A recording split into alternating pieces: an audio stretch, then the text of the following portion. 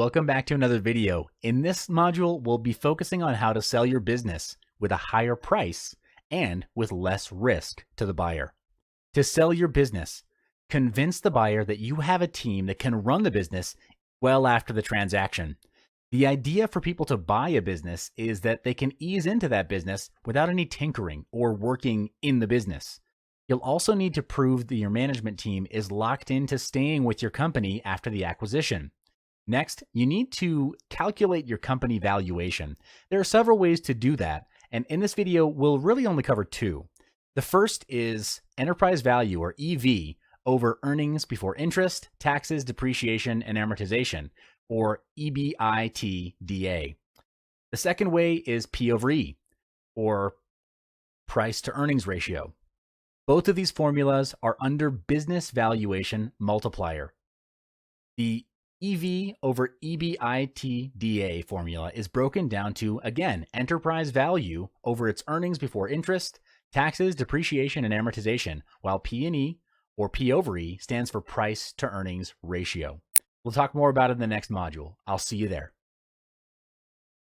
So how do you sell your business for a 4x to 12x multiplier? And what's a multiple anyway?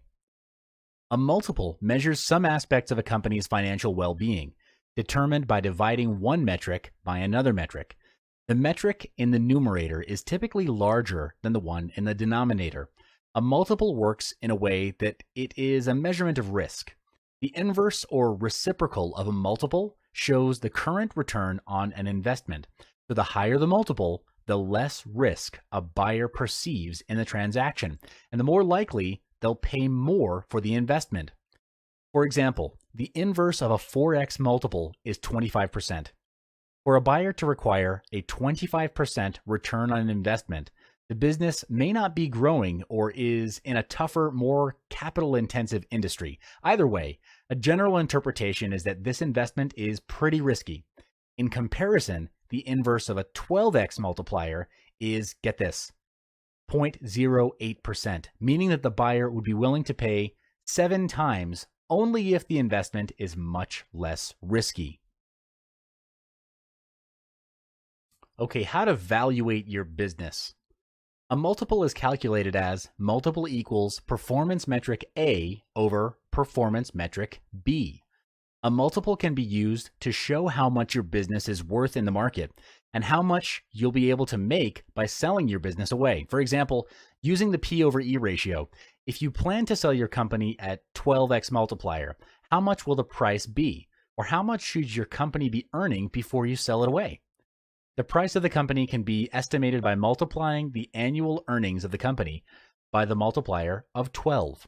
Simple maths, but this formula can only be used as a rough estimation of how much your business is worth. However, a more precise way of doing it will be using the EV over EBITDA formula. It's used to measure the cash flow available to the firm or business. EV to earnings before interest and taxes, also referred to as EV over EBIT, is used for less capital-intensive companies with a smaller depreciation and amortization expense. All multiples act as a single number that analysts can multiply by some financial metric to determine the relative value or worth. With the EV over EBITDA formula, you'll be able to make comparison between you and your competitors who are doing similar types of business. After the business valuation, chances are your business is not worth as much as you expected it to be, or your business does not have a healthy earning history. So in the long run, the company might not be able to earn more than what you're already earning now. Increasing your company's worth before selling. How can you solve this alarming problem? Will you still be able to sell your business? Here's how you can turn the whole situation around by following these 7 steps. Step 1. A goal is a dream with a deadline. Set a target value on how much you want to sell your business for, and with a realistic time frame. For instance, if $5 million is a 12x multiplier, this is how you should be thinking. I want to sell my business for $5 million in 2 years' time. Find out how much your company needs to make annually to achieve your goal of selling your business away for $5 million. How can you achieve it? By driving in more sales, delivering more value, and having a higher profit margin. Step 2, bring in more sales. Create recurring revenue. Why isn't your business making money? Is it because your products or services are not fulfilling customers' expectation? Or could it be lack of sales? If it is, hire a sales team and a marketing team. The sales and marketing team's aim is to bring in more revenue for the company, increasing the annual earnings of the company. Have a manager for each team to manage their progress, and each of them is to report to you on a weekly basis. They should also propose ways to bring in more potential clients and maintain existing customers. Improving the customer's experience with the company is to make them raving fans of your company, and you need that kind of free press. Step 3, cash flow is king. A buyer will only buy or invest into, and in your buyer's eyes, buying in your company is a form of investment. They'll only buy into your company or your business if your company is able to help them make more money. So you should improve your company's financials before selling it. Generate positive cash flow by driving in more sales because cash flow is king.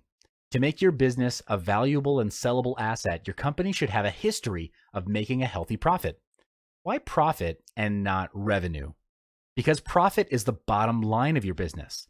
If your company's annual revenue is high, but the profit is low, this shows that your business is not very profitable, and no one in their right mind would buy a non-profitable business.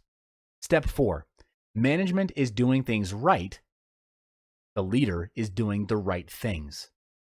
Having an automated system to keep your business going even when you're away is a huge advantage. Put yourself in the buyer's shoes and look and think from their point of view. If you were the buyer, would you prefer to buy a business and work hard for the rest of your life, or buy a business that will run itself and make money for you? Obviously, the answer is clear. So you need to form a management team to manage and lead your employees instead of you managing them. Step 5, make them stay. Once you've found the suitable manager or leader, tell them your plan of selling the business. At this point, you might feel that you're betraying your fellow employees of the management level, but in life, everyone has different priorities, and you want to have freedom and some quality time with your loved ones. But you can't afford to let your management level employees leave the company because they're the leaders of your company, the ones who keep your business running smoothly even without your presence. They're the reason that you're able to sell your business at a higher price. Here's where you launch a long-term incentive plan for the key management with a one-time special bonus in the event of the sale of your business to keep them in your company, and more importantly, to prove that the management team is locked into staying with the company after the acquisition.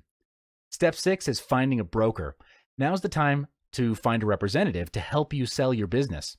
It's better for you to look for a business broker than any other broker. Your broker should appreciate what you've done to transform your business and recognize that you've done something special, that you deserve to be compensated at a higher rate, or in other words, to sell your business for more than $5 million.